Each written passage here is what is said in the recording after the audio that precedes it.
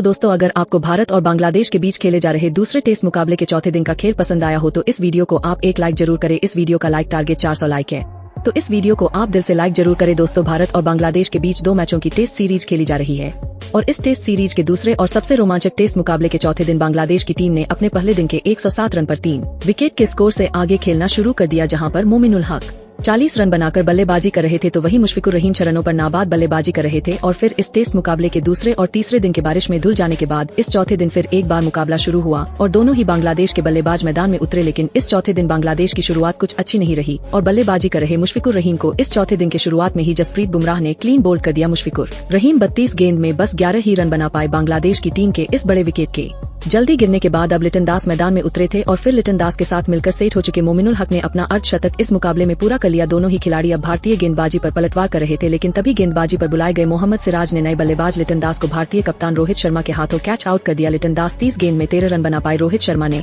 एक लाजवाब कैच पकड़कर भारतीय टीम को यह विकेट दिलाया था। अब बल्लेबाजी के लिए शाकिब अल हसन मैदान में उतरे थे, लेकिन दूसरे छोर पर सेट हो चुके मोमिनुल हक अब पूरी तरह सेट हो चुके थे और भारतीय टीम के लिए एक बड़ा खतरा बन चुके थे। शाकिब अल हसन के साथ मिलकर फिर एक बार मोमिनुल हक ने एक और साझेदारी अपनी टीम के लिए बना दी थी, लेकिन तभी गेंदबाजी पर आए रविचंद्रन अश्विन ने शाकिब अल हसन को भी मोहम्मद सिराज के हाथों कैच आउट कर दिया। शाकिब अल हसन 17 गेंद में 9 रन बनाकर आउट हो गए, लेकिन दूसरे छोर पर सेट हो चुके मोमिन अल हक की बल्लेबाजी का जवाब भारतीय गेंदबाजी के पास नहीं था। विकेट गिरने के बाद बल्लेबाजी के लिए आए मेहंदी हसन मिराज के साथ मिलकर मोमिनुल हक ने बांग्लादेश के स्कोर बोर्ड को रुकने नहीं दिया और इस मुकाबले में अपना ऐतिहासिक शतक भी पूरा करके दिखाया। मोमिनुल हक और मेहंदी हसन मिराज की यह साझेदारी अब बहुत ही ज्यादा खतरनाक हो चुकी थी। देखते ही देखते दोनों की 50 रनों की साझेदारी पूरी हो चुकी थी। दोनों ने मिलकर अब अपनी टीम को 224 रनों पर पहुंचा दिया था, लेकिन तभी गेंदबाजी पर आए भारतीय टीम के सर्वश्रेष्ठ तेज गेंदबाज जसप्रीत बुमराह ने सेट हो चुके मेहंदी हसन मिराज को शुभमन गिल के हाथों कैच आउट कर दिया। मेहंदी हसन मिराज 42 गेंद में 20 रन बनाकर आउट हो गए, तो वही जसप्रीत बुमराह यहीं पर नहीं रुके और विकेट गिरने के बाद बल्लेबाजी के लिए आए तजुर्बे में सिर्फ 5 ही रन बना पाए। बांग्लादेश के पास अब बस 2 ही विकेट बचे थे। एक छोर पर मोमिन अल हक लाजवाब बल्लेबाजी कर रहे थे, अब उनका साथ देने हसन महमूद मैदान में उतरे थे, लेकिन तभी गेंदबाजी पर आए मोहम्मद सिराज ने हसन महमूद को एलबीट ब्लू आउट कर दिया। हसन महमूद 4 गेंद में बस 1 रन बनाकर आउट हो गए और अंत में बल्लेबाजी के लिए आए खालिद अहमद को रविंद्र जडेजा ने अपने अंतर्राष्ट्रीय करियर का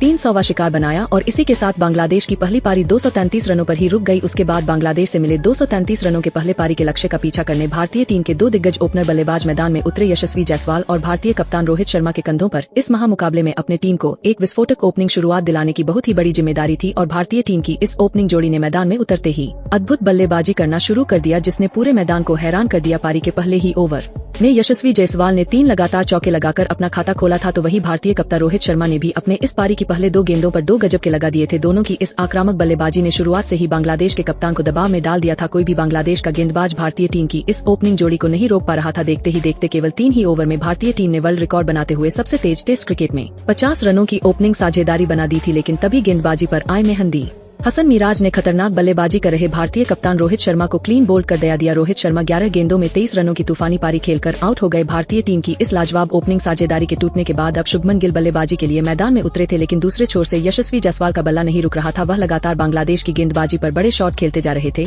और इसी बीच यशस्वी जायसवाल ने केवल 31 गेंद में अपना अर्धशतक इस मुकाबले में पूरा कर दिया। पूरी बांग्लादेश की गेंदबाजी अब बैकफुट पर थी। भारतीय टीम की यह बल्लेबाजी रुकने को तैयार नहीं थी। यशस्वी जायसवाल और शुभमन गिल के बीच भी अब एक मजबूत साझेदारी बन चुकी थी, जिसने बांग्लादेश की गेंदबाजी को और भी ज्यादा दबाव में डाल दिया था। भारतीय बल्लेबाजी ने अपने बल्लेबाजी से सभी को प्रभावित किया था, खास करके यशस्वी जायसवाल की बल्लेबाजी देखने लायक थी। इसी बीच यशस्वी जायसवाल की शुभमन गिल के साथ 50 रनों की साझेदारी पूरी हो गई। अब सभी की नजरें यशस्वी जायसवाल की तरफ थी, क्योंकि अब वह तेजी से अपने शतक की तरफ आगे बढ़ चुके थे, लेकिन तभी पारी का 15वां ओवर डालने आए हसन महमूद ने सेट हो चुके यशस्वी जायसवाल को ही क्लीन बोल्ड कर दिया। यशस्वी जायसवाल 51 गेंदों में 72 रन बनाकर आउट हो गए। यशस्वी जायसवाल भले ही अपने शतक से चूक गए थे, लेकिन उन्होंने भारतीय टीम के लिए गजब की पारी खेल के दिखाई थी। अब यशस्वी जायसवाल के बाद ऋषभ पंत बल्लेबाजी करने मैदान में उतरे थे, लेकिन तभी दूसरे छोर पर सेट हो चुके शुभमन गिल उनका साथ ज्यादा देर तक नहीं निभा पाए और गेंदबाजी पर आए शाकिब अल हसन ने शुभमन गिल को हसन महमूद के हाथों कैच आउट कर दिया। शुभमन गिल इस मुकाबले में 36 गेंद में 39 रन बनाकर आउट हो गए। भारतीय टीम ने अब अपने 3 बड़े बल्लेबाजों को खो दिया था, लेकिन भारतीय टीम की रंगती रुक नहीं रही थी। विकेट गिरने के बाद अब विराट कोहली बल्लेबाजी के लिए मैदान में उतरे थे, लेकिन दूसरे छोर पर बल्लेबाजी कर रहे ऋषभ पंत को भी शाकिब अल हसन ने हसन महमूद के ही हाथों कैच आउट कर दिया। ऋषभ पंत इस मुकाबले में 11 गेंद में 9 रन बनाकर आउट हो गए। अब बांग्लादेश की गेंदबाजी ने इस मुकाबले में वापसी करके दिखाई थी। शुरुआत में भारतीय बल्लेबाजों के गजब के प्रदर्शन ने बांग्लादेश को पीछे धकेल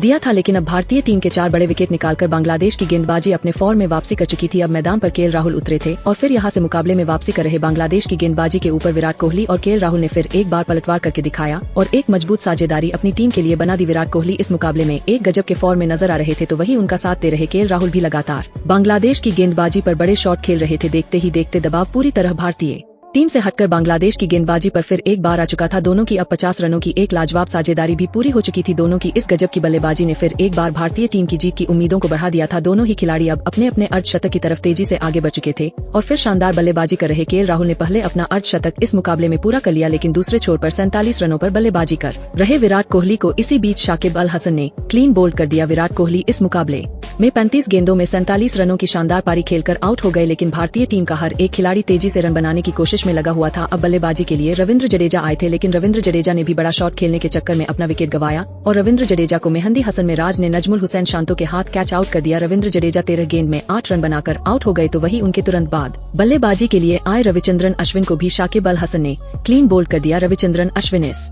मुकाबले में बस एक ही रन बना पाए। अब भारतीय कप्तान कभी भी भारतीय टीम की इस पारी को डिक्लेयर कर सकते थे। अब बल्लेबाजी के लिए आकाशदीप मैदान में उतरे थे और आकाशदीप ने भी आते ही 2 शानदार लगाकर अपना खाता खोला था, लेकिन तभी दूसरे छोर पर लाजवाब बल्लेबाजी कर रहे केएल राहुल को मेहंदी हसन मिराज ने लिटन दास के हाथों स्टंप आउट कर दिया। केएल राहुल इस मुकाबले में 43 गेंदों में 68 रन बनाकर आउट हो गए। अब केएल राहुल के बाद जसप्रीत बुमराह मैदान में उतरे थे, लेकिन दूसरे छोर पर बल्लेबाजी कर रहे आकाशदीप को भी इसी बीच मेहंदी हसन मिराज ने खालिद अहमद के हाथों कैच आउट कर दिया और इसी के साथ भारतीय कप्तान रोहित शर्मा ने भारतीय पारी को यहीं पर डिक्लेयर कर दिया। भारतीय टीम ने 52 रनों की बढ़त अब बांग्लादेश की टीम के ऊपर बना ली है।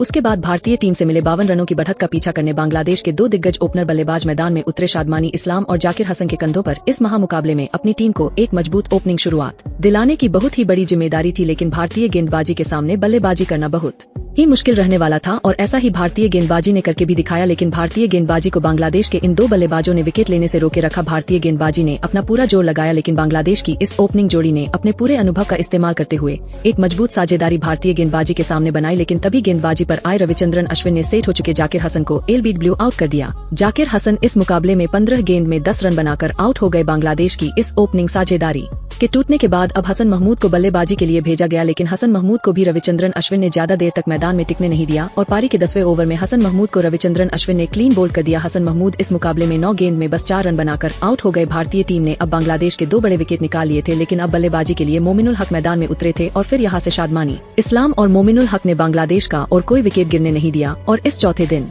के अंत तक बांग्लादेश की टीम ने 26-20 रन 2 विकेट के नुकसान पर बना लिए हैं, जहां पर अभी भी 26 रनों से बांग्लादेश की टीम भारतीय टीम के पहले पारी से पीछे है। लेकिन दोस्तों, इस चौथे दिन हमें भारतीय टीम से लाजवाब खेल देखने को मिला, जहां पर बारिश की वजह से 2 दिन जाया होने के बाद भी अभी भी भारतीय टीम ने इस मुकाबले में जीत की उम्मीद जगाई रखी है।